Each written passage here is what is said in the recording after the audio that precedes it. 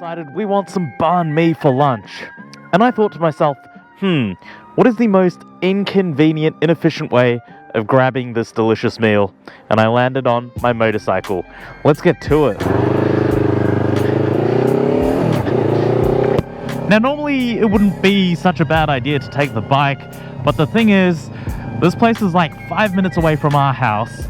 I refuse to ride without wearing full gear, and I'm also getting a few rolls and some sweet treats to enjoy. There's no easy way to carry that on a motorcycle, even with a backpack, because everything gets flung around and you get the cream from donuts smeared everywhere and that kind of stuff. This would have been a lot easier in a car, but screw it. Screw it. It's a beautiful Sunday and I want to ride my motorbike. So for this 5-minute journey, what are we wearing? We are wearing full leather boots, leather pants, a riding jacket, leather gloves, and of course a helmet.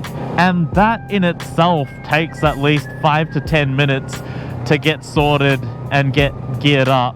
In that time, I could have hopped in my car and just gone and got the stuff, but nah. We're gonna make it a little hard for ourselves. We're gonna work for these banh mi's. The thing is, right, full gear isn't just great for physical protection in the case of a slide. It's actually pretty good to fend off the cold, and that's ideal for a day like today. There are some times where I will just ride without my gear if I'm going around the block or testing something out, and I'll be like, damn, I should have just put my gear on because it is freezing. Today's kind of one of those days. All right, we're about to pull up at the Vietnamese bakery. Let's exercise our motorcycle privilege, shall we? We need to find an easy way to mount the curb.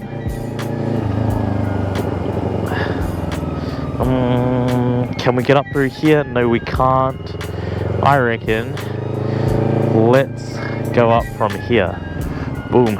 That's pretty steep. I didn't approach it in the best angle, but yeah. Look, if it was busier, I would have got off the bike, as you're kind of supposed to do, and walked it, but that's fine. Here we are, K&A Bakery.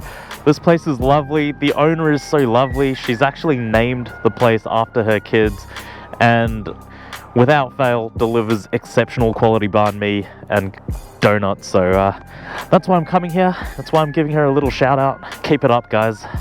That'll be 1 chicken banh mi with extra meat, 1 tofu banh mi, and 2 fresh cream donuts, thanks. Right off the bat, we run into a bit of an issue. My backpack is a Krieger R25 and it requires a bit of a swing to get onto my back, especially when I've got my jacket on. Before we've even mounted the motorcycle, we're already shaking the entire thing up. The ride home was fairly smooth and we got the banh mi's delivered safe and sound.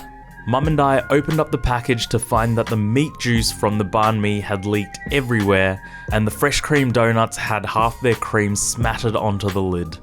But that's just the price you pay for getting your takeout on a motorcycle. Nonetheless, the meal was delicious, the ride was great, and I'm a happy man. Thanks so much for watching. Remember to like, comment, and subscribe. I will catch you on the next one.